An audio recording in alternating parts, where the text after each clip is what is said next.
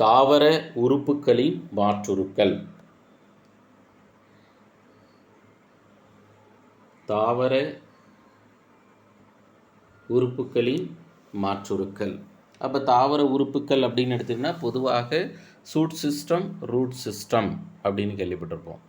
அப்படின்னா தாவரத்தில் தண்டு தொகுப்பு, வேர் தொகுப்பு. ரூட் சிஸ்டம்னா வேர் தொகுப்பு அப்படின்னு படிச்சிருப்போம்.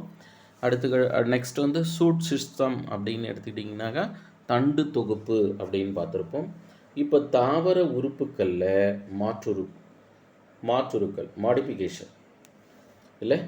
இப்போ பிளான் மாடிஃபிகேஷன் அப்படின்னு நம்ம சர்ச் பண்ணும்போது எடுத்துக்காட்டாக 7ஆம் வகுப்பில் கேரட் கொடுத்துருக்கு. இப்போ கேரட்டுன்றது வந்து என்னன்னாக்கா டேப் ரூட் அப்படின்னு கேள்விப்பட்டிருப்போம். ஆணிவேர் சார். ஆணிவேர் தான் ஆணிவேர் என்னவா மாறி இருக்குன்னா ஒன்றும் பகுதியான கேரட்டாக மாறி இருக்கு.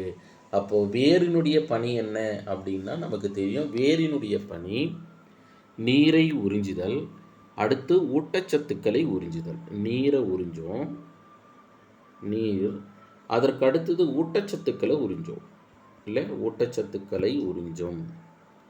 இதுதான் நம்ம படிச்சிருப்போம். இதுவும் இல்லாமல் இன்னொரு பணி என்ன சார்னா உணவை சேமிக்கும் பகுதியாக இருக்கிறது. யார்? கேரட். அப்போது உணவை எந்த பகுதியில் சேமிக்குதுன்னா ஆணிவேர். நீங்கள் மார்க்கெட்டில் இருந்து கேரட் வாங்கினீங்கன்னா தெரியும். இந்த கேரட்டில் அங்கங்கே சிறு சிறு வேற்றிட வேர்கள் இருக்கும், கவனிச்சிருப்பீங்க. நம்ம உண்ணக்கூடிய பகுதியாக ஆணிவேரை எடுத்துக்கிட்டு மற்ற பகுதியில் என்ன பண்ணணும்னா வாஷ் பண்ணிவிடுவோம், இல்லைனா அதை கத்தியில் வந்து கட் பண்ணி போட்டுருவோம், கவனிச்சிருப்பீங்க. அதுக்கடுத்து தாவரங்களில் வேர் மாற்றுருக்கள் இருக்கிறது, தண்டு மாற்றுருக்கள் இருக்கிறது, இலைகள் மாற்றுருக்கள் இருக்குது.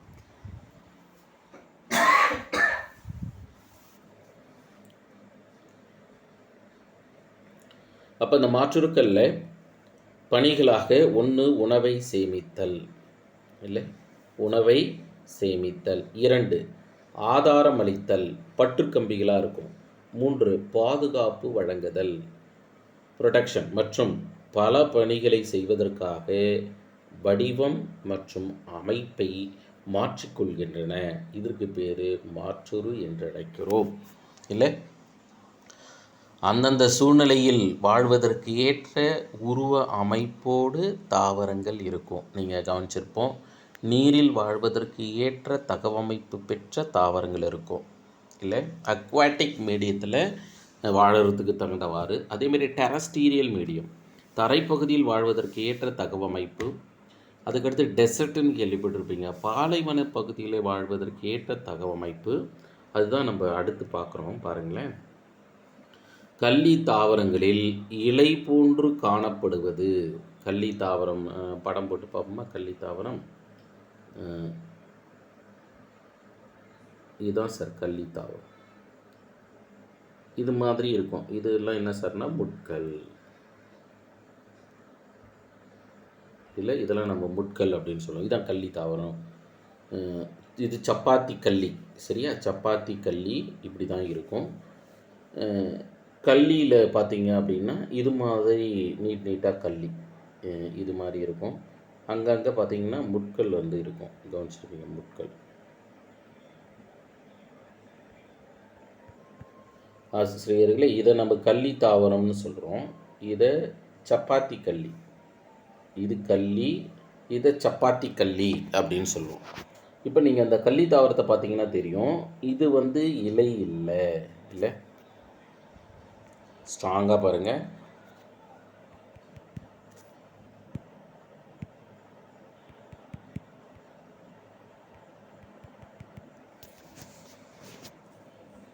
இலை இல்லை. அப்போ இலை போன்று காணப்படுவது எது அப்படின்னு பார்த்தோம்னா இதெல்லாம் தண்டு சார். இது தண்டு. அப்போ இங்கே இலை என்னவாக மாறி இருக்கு அப்படின்னு பார்த்தோம்னா முட்களாக மாறி இருக்கின்றன. இதனால் தாவரத்திற்கு என்ன பயன் அப்படின்னு நம்ம சர்ச் பண்ணோம்னா என்னன்னு சொல்ல முடியுமா?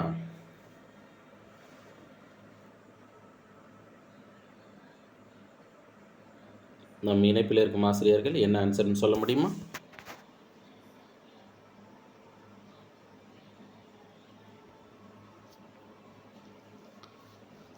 இது மாதிரி தெரியலைங்க சார். என்ன சார்னா, இலையினுடைய பணி என்னன்னு நம்ம படிச்சிருப்போம்.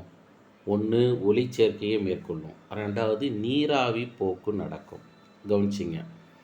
இப்போ நம்ம என்ன ஆகி போச்சுன்னா, இலை என்னவா மாறி போச்சு, முள்ளாக மாறினதால இந்த பகுதியிலிருந்து நீராவி போக்கு இல்லாமல் மாறுகிறது.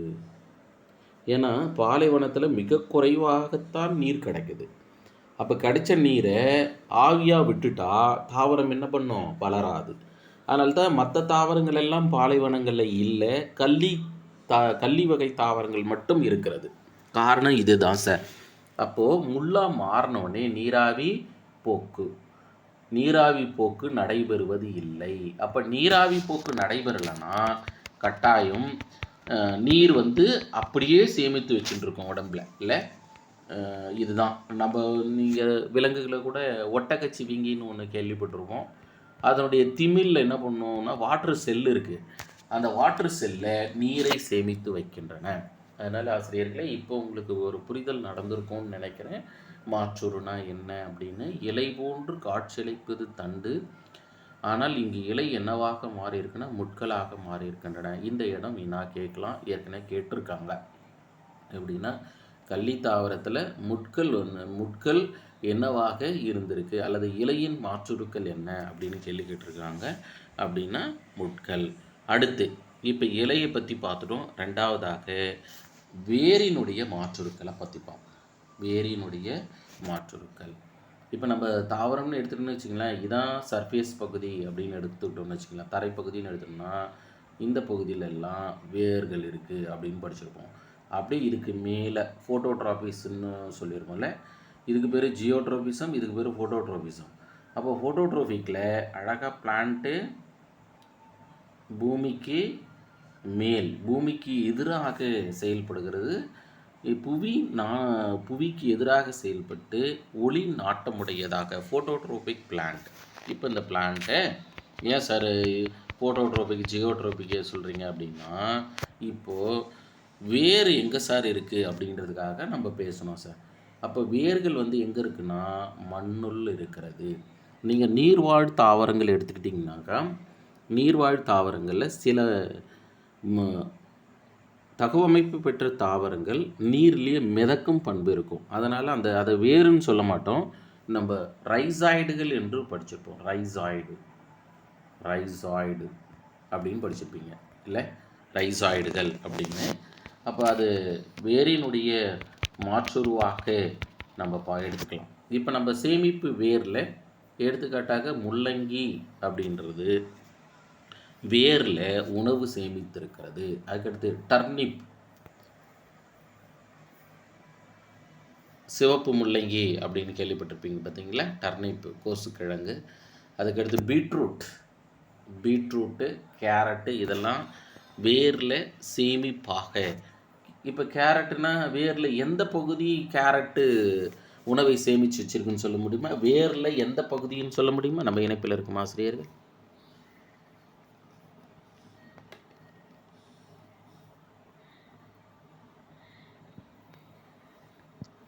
சார் கரெக்டா தெரியலைங்க sir.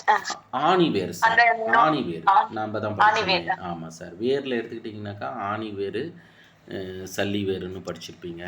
Tape route, fibrous route அப்படின்னு. இதை டேப் ரூட்டு என்ன பண்ணுதுன்னாக்கா கேரட்டாக மாறிடுச்சு. ஃபைப்ரஸ் ரூட்டு தான் கேரட்டில் அங்கங்கே சிறு சிறு வேர்கள் வந்து வேற்றிட வேர்கள் அப்படின்னு கேள்விப்பட்டிருப்பீங்க, அது உருவாகுது சார். சரிங்களா? அதனால் நம்ம கேள்வி கேட்கப்படும் போது இந்த இடங்களில் கேட்கலாம். அதற்கடுத்து முள்ளங்கி எடுத்துக்கிட்டிங்க அப்படின்னாக்கா என்ன வடிவத்தில் இருக்குது அப்படின்னு கேட்கலாம்.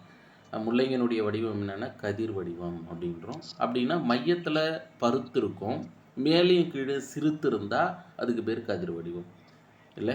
கதிர் வடிவம். கதிர்னாக்கா பம்பரம் பார்த்துருப்பீங்க. அதுக்கடுத்தது பூவரச மரம் பார்த்துருப்பீங்க. பூவரச மரத்தினுடைய விதை வந்து கதிர் வடிவத்தில் இருக்கும். முள்ளங்கியே நீங்கள் பார்த்துருப்பீங்களா, முள்ளங்கியினுடைய வடிவமே கதிர் வடிவம் தான். அடுத்து டர்னிப் மற்றும் பீட்ரூட், இது ஆணிவேரில் பம்பரம் வடிவம் கொண்டதாக நம்ம பார்க்குறோம். அதுக்கு கீழ்ப்பகுதி தான் பருத்து இருக்கும். கேரட்டில் என்ன வடிவம் இருக்குது அப்படின்னா கூம்பு வடிவம் இருக்குது. நீங்கள் கேரட் பார்க்கும்போது இது மாதிரி கேரட் வந்து கூம்பு shape தான். இது இது இது மாதிரியான ஒரு வடிவத்தை தான் நீங்கள் பார்த்துருப்பீங்க. இங்கெல்லாம் மேலெல்லாம் இலைகள் இருக்கும். அப்போ இதை நம்ம கேரட்டை கூம்பு வடிவம் என்று எடுத்துக்கிறோம். ரொம்ப எளிமையான வினாக்கள்லாம் பெரும்பாலும் கேட்குறாங்க. அப்படி கேட்கும்போது மாற்றுருக்கள்லேருந்து 7ஆம் வகுப்புலேருந்து கேட்டாங்கன்னா இந்த இடம் கேட்கலாம். அதுக்கு அடுத்ததாக நம்ம எதையும் சாதாரணமாக நீங்கள் விட்டுறாதீங்க. யூஸ்வலாக டெட்டு வந்து முதல்ல ஏடிஎம்கே பீரியடில் தான் கொண்டு வந்தாங்க. அப்போ ஜெயலலிதா 1.5 மணி நேரத்தில் தேர்வு வச்சாங்க. அப்போது பெரும்பாலானவர்களால் 1.5 மணி நேரத்தில் தேர்வு எழுதவே முடியல. ஆனால் மாநிலத்தில் முதன்மையாக ஒரு அம்மா வந்திருந்தாங்க. அவங்க 120 மதிப்பெண்ணுக்கு மேலே எடுத்து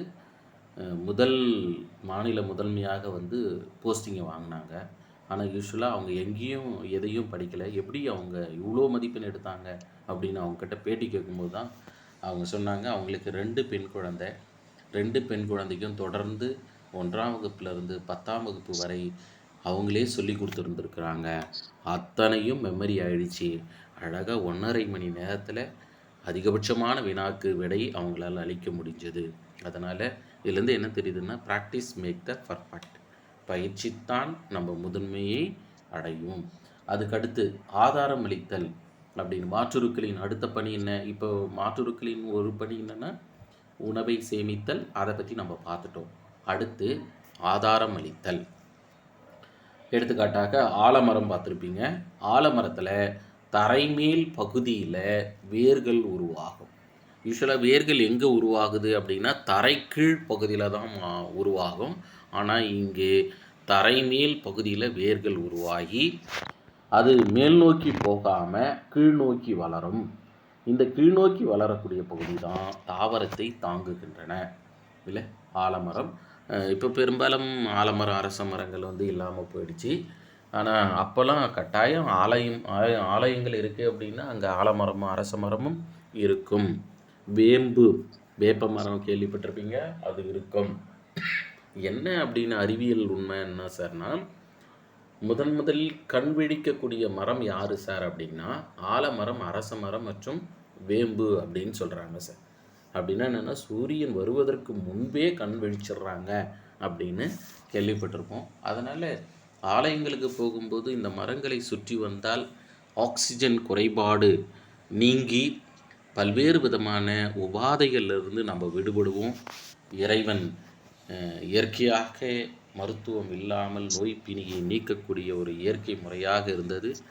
ஏனோ இப்பொழுது மனித அபரீதமான வளர்ச்சியால் தாவரங்களை எதிர்மறையாக பார்த்து வெட்டி எறியக்கூடிய ஒரு தருணமாக மாறிக்கொண்டிருக்கிறது. எனிவே இப்போ நம்ம இந்த இடத்துல ஆதாரம் அளித்தல் பார்த்துருக்கோம். அதுக்கடுத்து தூண் வேர்கள், இதுவும் ஆதாரம் அளிக்கிறது தான். கிடைமட்ட கிளையிலிருந்து தோன்றி செங்குத்தாக பூமியை நோக்கி வளர்கின்றன. தூண் வேர்கள் பெரும்பாலும் ஆதாரம் அளிக்கக்கூடியதாக நம்ம பார்க்குறோம். அதுக்கடுத்தது முட்டு வேர்கள். இப்போ முட்டுனாவே நமக்கு பார்த்துருப்போம், மூட்டு வேறு முட்டு வேறு இல்லை. யாருன்னா ஒருத்தர் தாங்கி பிடிக்கிறது இல்லை, மூட்டு. இதில் கரும்பு மற்றும் மக்காச்சோளம் தண்டின் அடிப்பகுதியில் கணுவிலிருந்து கொத்தான வேர்கள் தோன்றி தரையில் ஊன்றி நிற்கின்றன. இவை முட்டு வேர்கள் என்று அழைக்கிறோம். எடுத்துக்காட்டாக வருகிற பொங்கல் தினங்களில் கட்டாயம் கரும்பு வாங்கி சாப்பிடுவோம். அதனால் நீங்கள் வீட்டுக்கு கரும்பு வாங்கிட்டு போகும்போது வேரோடு வாங்கிட்டு போங்க, குழந்தைங்க பார்க்கட்டும். எல்லாத்தையுமே எடுத்துகிட்டு கட் பண்ணி எடுத்துகிட்டு போனோம் அப்படின்னா குழந்தைக்கு தெரியாமையே போயிடலாம். அதனால் குழந்தைங்கிட்ட நீங்கள் எடுத்துகிட்டு போகும்போது வேரோடு வாங்கிட்டு போங்க. அங்கே சீவித்தல்லாம் வேண்டாம். அதே மாதிரி அதனுடைய இலைகளோடு கொண்டு போங்க. இப்படி தான் இது என்னுடைய வளர்ச்சி இருக்குது அப்படின்னு சுவையை அறிவதற்கு முன் அறிவு பசியோடு சுவையை அறியப்படுவதற்கான ஒரு வாய்ப்பை நம்ம ஏற்படுத்தி தரலாம். அதனால் ஆசிரியர்களே இங்கே முட்டு வேர்கள் அப்படின்றதில் எடுத்துக்காட்டு கேட்டாங்கன்னா கரும்பு, மக்காச்சோளம். பெரும்பாலும் நம்ம புத்தகத்தில் இருக்கிற விடை குறிப்பு தான் தராங்க. நம்ம நிறைய தாவரங்கள் இருக்குது, அந்த பெயர்லாம் வந்து கேட்க மாட்டாங்க சார். நம்ம ஒரி பண்ண தேவையில்லை. அடுத்ததாக பற்று வேர்கள் இல்லை. இப்போ பற்று வேர்கள் அப்படின்னு போகும்போது வெற்றிலை மற்றும் மிளகு கொடிகள். அதனால தான் கேரளாவில் அதிகமாக விளையுது. இன்றைக்கும் நம்ம இந்தியாவில் இயற்கையை பாதுகாக்கக்கூடிய முதன்மையான மாநிலம் யாருன்னா கேரளா தான் சார். அப்படியாப்பட்ட முதன்மையான மாநிலமான கேரளாவிலேயே மிகப்பெரிய ஒரு கோர தாண்டவம் நடந்து அரங்கேறியது பார்த்துருப்பீங்க. இயற்கைக்கிட்ட நம்ம ஒன்றுமே பண்ண முடியாதுன்றதுக்கான ஒரு அடையாளமாக நம்ம அதை பார்த்துருப்போம். அதனால் ஆசிரியர்கள் இங்கே பற்று வேர்களில் வெற்றிலை, அதுக்கடுத்தது மிளகு கொடிகள் கணு மற்றும் கனிவிடை பகுதியிலிருந்து தோன்றக்கூடிய வேராகவும் இது ஆதாரத்தின் மீது இக்கொடிகள் பற்றி ஏறும். ஒரு மரம் இருக்கும், அந்த மரத்தில் பற்றிக்கிட்டு நீங்கள் வெற்றிலை இதயத்திற்கு சுவாச பகுதிக்கு மிக முக்கியமானது. அத்தனை விதமான மினரல்ஸும் வெற்றிலையில் இருக்குது. ஆனால் காலம் மறந்து தற்பொழுது வெற்றிலை பயன்படுத்துவதை குறைச்சிட்டு பீடா ஒரு வழிக்கு போயிட்டாங்க. அதே கூட பீடாவில் கூட அந்த வெத்தலையை வச்சு சாப்பிடக்கூடிய குணம் மாறி போய் எனக்கு வெவ்வேறு விதமான மாற்றமாக மாறிடுச்சு. ஆனால் மனிதன் தோன்றி 6ஆம் 7ஆம் நூற்றாண்டுகள் எல்லாம் வெற்றிலை பயன்படுத்தக்கூடிய குணம் இருந்தது. பெரும்பாலான உள்ளுறுப்புகள் சார்ந்த பிரச்சனைகள், உடல் சார்ந்த பிரச்சனைகள் இயற்கையான முறையில் வெற்றிலை தீர்த்தன. ஏதோ ஒரு காரணத்தால் இவை நாம் மறந்து போகணும் இல்லை. அதனால் பற்று வேர்களில் வெற்றிலை, மிளகு நம்ம பயன்படுத்துகிறோம் இல்லை. அதனால் இந்த இடத்துல பற்று வேர்களில் பற்றி கேட்கலாம். அடுத்ததாக சுவாச வேர்கள். கட்டாயம் இதற்கு முன்னாடி இருக்கிறதெல்லாம் கேட்கலனாலும் சுவாச வேர்களில் கட்டாயம் கேட்க வாய்ப்பு.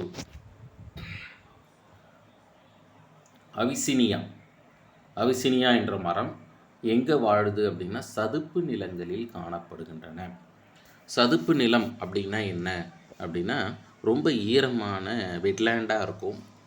அதுக்கடுத்தது பார்த்திங்க அப்படின்னா மண் பகுதியும் கடல் பகுதியும் சங்கமிக்கக்கூடிய பகுதியாக இருக்கிறது தான் நம்ம சதுப்பு நிலம். தமிழ்நாட்டில் எடுத்துக்கிட்டிங்க அப்படின்னா எந்த இடத்துல இருக்குதுன்னு சொல்ல முடியுமா சதுப்பு நிலம் தமிழகத்தில்?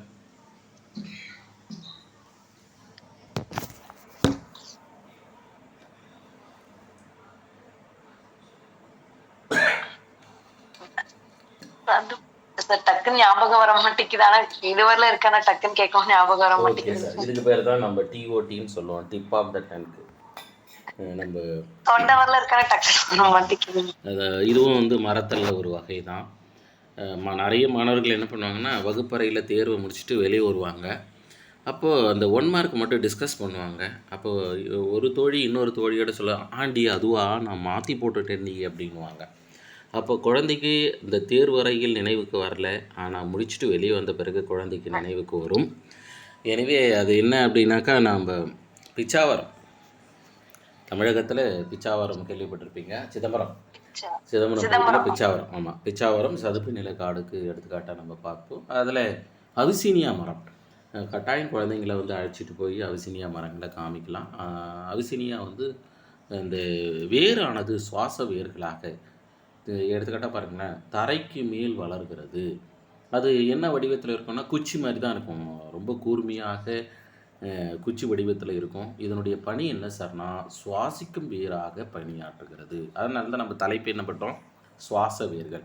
அப்போ சுவாச வேர்கள் காணப்படக்கூடிய தாவரத்தின் பெயர் என்னன்னு கேட்டாங்கன்னா அவிசினியா அப்படின்றதும்.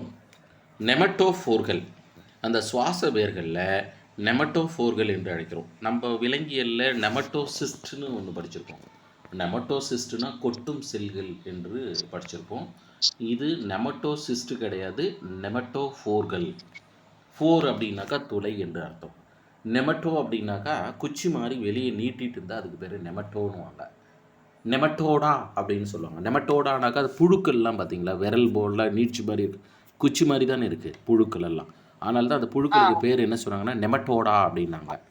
அப்போ இங்கே நம்ம ஃபோர்கள்னாக்கா துளை, நெமட்டோஃபோர். அப்போது இது குச்சி வடிவில் இந்த வேர் இருந்தது. இந்த வேரில் துளைகள் இருக்குது. இந்த துளையின் வழியாக ஆக்சிஜனை எடுத்துக்குது. யூஸ்வலாக நம்ம ஆக்சிஜனை பொதுவாக எதன் மூலயமா எடுத்துக்குவோம் அப்படின்னா நமக்கு தெரியும். எதன் மூலயமா எடுத்துக்குவோம்? சுவாசம் இல்லை, தாவரங்களிலும் சுவாசம் நடைபெறுது. தாவரங்களிலும் ஆக்சிஜனை எடுத்துக்கிட்டு கார்பன் டை ஆக்சைடு வெளியிட்டுருவாங்க. அப்போ தாவரத்தில் பொதுவாக தாவரங்களில் எந்த பகுதி சுவாச உறுப்பு பகுதியாக செயல்படுதுன்னு சொல்ல முடியுமா? நானே தான் நடத்தியிருக்கிறேன்.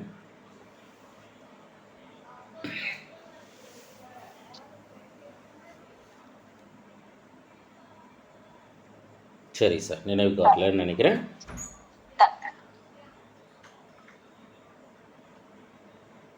இலைகள் தான் சார். இலைகள் மூலமாகத்தான் அந்த ஸ்டொமேட்டா அப்படின்னு கேள்விப்பட்டிருப்பீங்க. இலைகளில் இலைத்துளையை நம்ம ஸ்டொமேட்டா அப்படின்னு சொல்லுவோம். நீராவி போக்கு நடைபெறுதுன்னு சொன்னோம் பார்த்தீங்களா? அந்த ஸ்டொமேட்டான்ற பகுதியில் தான் O2 ஆக்சிஜன் உள்ளவும் தென் கார்பன் டை ஆக்சைடு வெளியவும் போகும். அதனால் ஆசிரியர்களே, இந்த இடத்துல இங்கே அந்த இலை இந்த பணியை செய்யாததால் மாற்றுருக்களாக வேர்கள் இந்த பணியை செய்யுது அப்படின்னு சொல்கிறாங்க. சரியா? வேர்கள் நமக்கு கூட இது மாதிரி மாற்றி மாற்றி பணி செஞ்சால் ஒரு உறுப்பு பாதிச்சதுன்னா இன்னொரு உறுப்பு அதை காம்பன்சேட் பண்ணிச்சுன்னா ஒன்றும் பிரச்சனையே இல்லை. டாக்டர்கிட்ட போவே தேவையில்லை, எம்பிபிஎஸும் படிக்க தேவையில்லை. ஆனால் அன்பார்ச்சுனேட்டாக நான் எக்ஸ்கிரிட்டரி ஃபங்க்ஷனாக அந்த வேலையை மட்டும்தான் நான் செய்வேன். நான் ரெஸ்பிரேட்டரி ஃபங்க்ஷனை செய்ய மாட்டேன்னு உள்ளே இருக்கக்கூடிய உறுப்புகள் எல்லாம் அப்படி அடம் பிடிக்கிறாங்க. அதனால் அவங்கவுங்க பணியை மட்டும்தான் செய்கிறாங்க. எனிவே, இங்கே வாண்டா, அடுத்தது வாண்டா தொற்று தாவரத்துக்கு எடுத்துக்காட்டு அப்படின்னு கேட்டாங்கன்னா வாண்டாவை நீங்கள் குறிப்பிடலாம். இது வெலமன் திசு. இவற்றில் வெலமன் திசு காற்றின் ஈர பகத்தை உறிஞ்சி ஒளிச்சேர்க்கைக்கு உதவியாக மாறுகிறது. வாண்டாவில் யூஸ்வலாக நீர் எங்கேருந்து உறிஞ்சி ஒளிச்சேர்க்கைக்கு எடுத்துகிட்டு போகும் அப்படின்னா மண்ணில் இருக்கக்கூடிய நீரை வேர்களின் மூலமாக உறிஞ்சி அந்த நீரானது இலைகளுக்கு போய் இலை பகுதியில் கார்பன் டை ஆக்சைடு எடுத்துகிட்டு கார்பன் டை ஆக்சைடு நீரும் இணைந்து தான் எது உருவாகும் அப்படின்னாக்கா ஸ்டார்ச் உருவாகுது. அதுக்கு என்ன இம்பார்ட்டண்ட் அப்படின்னா ஃபோட்டான் வேணும். ஃபோட்டான், அந்த ஃபோட்டான்ன்றது எங்கேருந்து கிடைக்கிது அப்படின்னா சூரிய ஒளி. அப்போ அந்த சூரிய ஒளி தான் ஹைட்ரோலைசிஸ்ன்னு படிச்சிருப்போம். ஹைட்ரோலைசிஸ்னால் நீர் பிளத்தல் அப்படின்னு. ஹைட்ரஜனையும் ஆக்சிஜனையும் தனித்தனியாக பிரிச்சிருவோம். ஏற்கனவே கார்பன் டை ஆக்சைடு இருக்குது. கார்பன் டை ஆக்சைடோட ஹைட்ரஜன் ஆக்சிஜன் சேர்ந்து C6H12O6 அப்படின்னு சொல்லிட்டு தன் உணவை தானே தயாரிக்கக்கூடிய ஒளிச்சேர்க்கை நிகழ்வை நிகழ்த்துகிறது. அதற்கு அடுத்ததாக உறிஞ்சி வேர்கள் ஆஸ்டோரியா அல்லது உறிஞ்சி அப்படின்னு சொல்லுவோம். ஆஸ்டோரியான்னு சொல்லலாம் அல்லது உறிஞ்சி. எடுத்துக்காட்டு என்ன சார்னா கஸ்குட்டா. அங்கே வாண்டா அப்படின்னு பார்த்தது என்ன தாவரமாக நம்ம பார்த்துருக்குறோன்னா வாண்டாவை தொற்று தாவரமாக பார்த்துருக்குறோம். அப்போ தொற்று தாவரத்துக்கு எடுத்துக்காட்டுனாக்கா வாண்டா. இங்கே நீங்கள் உறிஞ்சி வேர்கள் கஸ்குட்டா எடுத்துக்கிட்டிங்க அப்படின்னாக்கா இந்த உறிஞ்சி வேருன்னு சொல்கிறோம். ஆனால் இது ஒட்டுண்ணியாக வாழ்கிறது. அப்போ ஒட்டுண்ணி தாவரத்துக்கு எடுத்துக்காட்டுனா கஸ்குட்டா. இப்போ ஒட்டுண்ணி விலங்குக்கு எடுத்துக்காட்டுனா புற ஒட்டுண்ணி இருக்குது, அக ஒட்டுண்ணி இருக்குது. அக ஒட்டுண்ணி எடுத்துக்கிட்டிங்கனாக்கா அஸ்காரிஸ் லும்பிரிகாய்ட்ஸ் உருளை புழுக்கள் அப்படின்னு படிச்சிருப்பீங்க. டர்ப் வார்ம் நாடாப்புழுன்னு படிச்சிருப்பீங்க. அதுக்கு அடுத்தது எலிஃபண்டயாசிஸ் யானைக்கால் புழு அதுன்னு படிச்சிருப்பீங்க. இதுவே புற ஒட்டுண்ணி அப்படின்னு விலங்குகளை எடுத்துக்கிட்டிங்க அப்படின்னா எடுத்துக்கிட்டால் மனிதனுக்கு புற ஒட்டுண்ணி என்ன சார் அப்படின்னா நமக்கு தெரியும்னு நினைக்கிறேன். என்ன சார் மனிதர்களுக்கு புற ஒட்டுண்ணி சொல்லுங்க பார்ப்போம். இல்லவே இல்லையா? மனிதனுக்கு புற ஒட்டுண்ணியே கிடையாதா? இருக்கா இல்லையா? ஃபஸ்ட்டு இல்லை, இருக்குது. சரிங்க சார். மனிதனுக்கு புற ஒட்டுண்ணி யார் சார்னா எட்லோப் சார்.